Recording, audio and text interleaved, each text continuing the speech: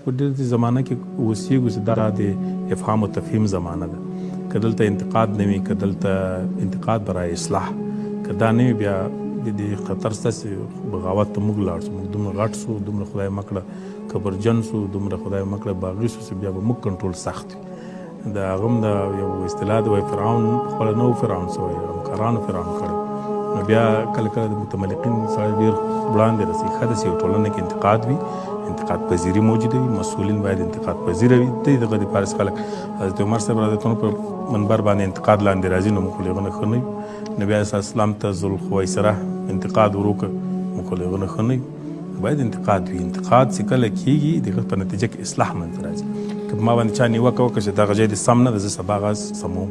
که ما باندې چا انتقاد وکړي چې دا خبره دې سمه ونه کړه، زه سبا هغه اصلاح کوم.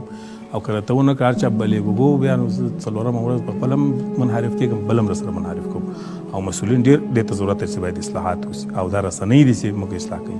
رسنۍ نن دنیا کې ډېر د فساد کچه ټیټه کړې ده، رسنیو ټیټه کړې. یو څوک د دې وجې نه رشوت نه خوري، بیا راپور یې خپرېږي. څوک د دې وجې نه غلطي پر هغه کې نه کوي په کارو کې چې بیا راپور خپرېږي. که مثلا خدای دې نه کوي بیروبار شي، لت و کوب شي، د خلکو زورولي او بېګا یو تلویزیون راپور په پولیس داسې ظلم وشي، څه فکر کوي سبا ما امیر هم ورته متوجه کېږي، وزیر هم بل ورځ نه تکرارېږي.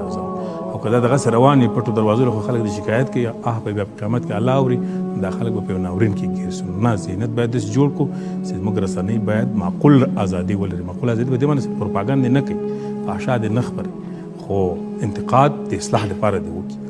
نقد دا په انساني ټولنه کې ډېر مهم شی دی، د دې مخالفت به هېڅ